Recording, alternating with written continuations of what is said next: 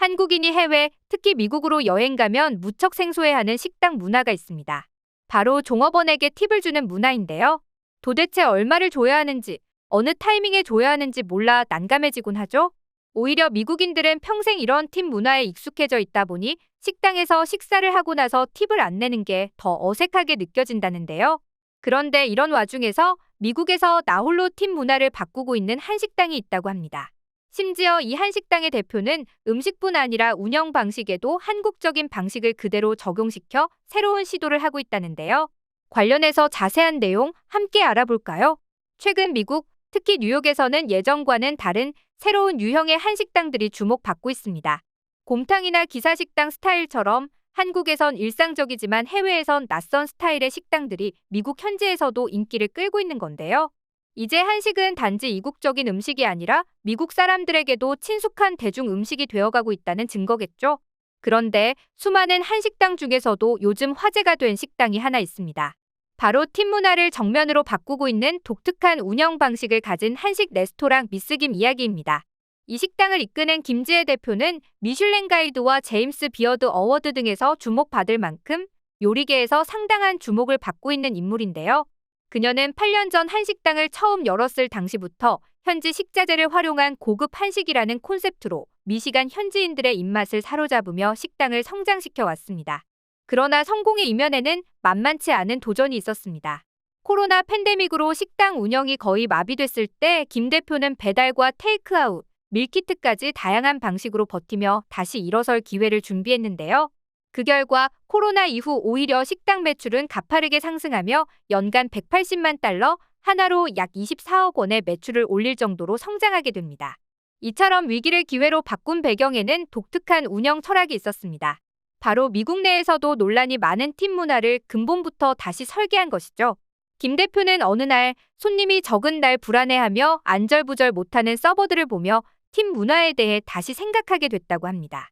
미국의 경우 서버들의 시급이 3달러 수준으로 매우 낮고 팁이 주요 수입원인데요. 손님이 없으면 그날의 생계 자체가 불안정해지는 구조인 겁니다. 그래서 그녀는 이런 시스템이 맞지 않다고 여겨 아예 팁박스를 치우고 생활이 가능한 시급으로 올려주기로 결심했는데요. 그렇게 다른 식당의 평균 시급이 3달러 정도였다면 그녀는 14달러 정도를 지급하기 시작했습니다. 물론 매출이 부진해서 인건비가 매출의 70%에 달할 때도 있었지만 그녀는 자신이 세운 원칙을 고수했는데요. 한편 그녀는 팁 문화를 없애게 되면 주방에서 일하는 셰프들에게도 공평한 기회가 주어진다고 생각했습니다. 왜냐하면 한창 손님이 많을 때 서버들은 하루에만 약 200에서 300달러 정도를 팁으로 받을 때도 있는데 불 앞에서 땀을 뻘뻘 흘리며 힘들게 요리하는 셰프들에겐 막상 이런 혜택이 전혀 돌아가지 못하는 구조였기 때문이죠. 김 대표는 이것이 팀워크를 방해하는 요소라고 생각했는데요. 그래서 그녀는 임금보다 팁에 의존해야 하는 시스템을 바꾸기로 마음먹고 자신만의 방식을 도입한 것입니다. 하지만 이는 결코 쉽지 않았다고 합니다. 팁이 없어져서 좋아하는 고객들도 있었지만 불만을 가진 고객들도 있었기 때문이죠. 미국에서 팁 문화는 이미 너무 널리 퍼져 있었고 이에 반발하는 고객들을 막기 어려웠는데요. 그래서 그녀는 14달러 정도의 시급은 유지하는 한편 팁을 부서별로 동등하게 나눔으로써 이를 직원들의 인센티브 형식으로 만들었습니다. 대신 고객들에게 팁을 강요하거나 전혀 내지 않아도 된다는 기조를 유지하고 있죠. 한편 그녀의 이런 방식은 직원들 사이의 팀워크가 더 좋아지게 만들었는데요. 서버들이 안정적인 수입을 올리자 고객들에게 좋은 서비스를 제공했기 때문입니다. 셰프들도 더 정성스럽게 음식을 만들었죠. 결국 이 모든 것은 고객 만족과 매출 증가로 되돌아온 건데요.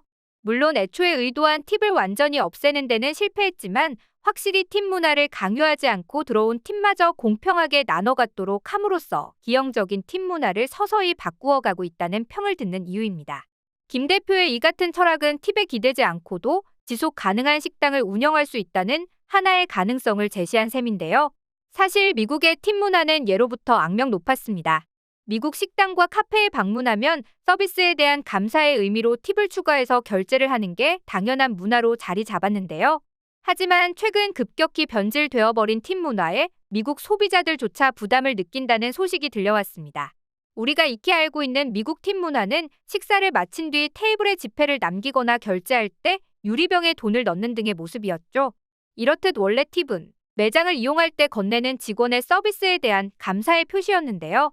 그런데 이제는 팁을 받지 않는 게 보통이던 드라이브 스루 매장이나 테이크아웃 전문 카페에서도 당연한 듯 팁을 요구받고 있어 미국 내에서도 논란이 일고 있다고 합니다.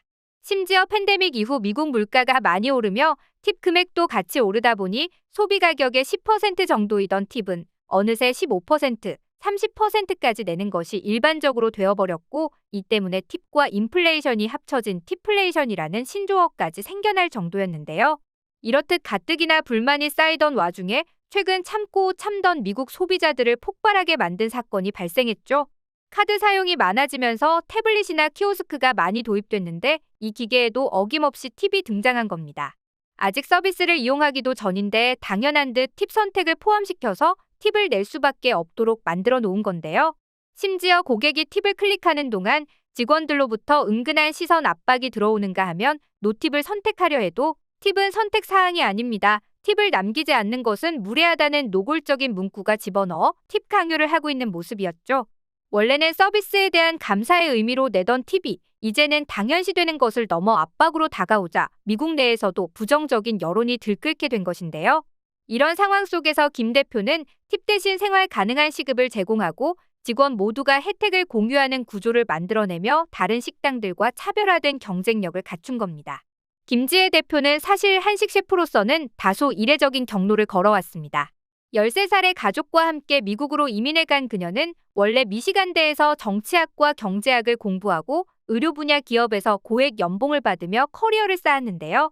그럼에도 어릴 적부터 요리에 대한 애정과 한국 음식에 대한 자부심을 잊지 않았고 결국 안정적인 직장을 뒤로한 채 요리의 길로 뛰어들었습니다. 현지 식자재를 활용한 한식 레시피를 개발하고 만두를 만들어 직접 유통하며 자본을 모아 2016년 미스김을 오픈하기에 이른 것이죠. 그런 그녀에게 식당의 성공 비결을 물을 때면 팁 문화를 바꾼 것도 있지만 그녀는 한식으로 미시간을 사로잡을 자신감이 늘 있었다고 답하곤 하는데요. 애초에 지역에서 생산된 농작물을 이용해 만든 한식이라면 차별화가 될 것이라 생각했기 때문이라죠. 그리고 이런 확신처럼 미스김은 처음부터 폭발적 성공을 거두지는 못했지만 서서히 성장해 나갔는데요. 그렇게 그녀는 요리 하나하나에 한국 음식의 역사를 담은 요리를 오늘도 손님들에게 내어놓고 있습니다. 단순히 한식을 파는 것뿐만 아니라 미국에서 새로운 식당 문화를 만들어가고 있는 김 대표, 그녀의 앞으로의 행보도 쭉 응원하며 오늘 영상 마치도록 하겠습니다.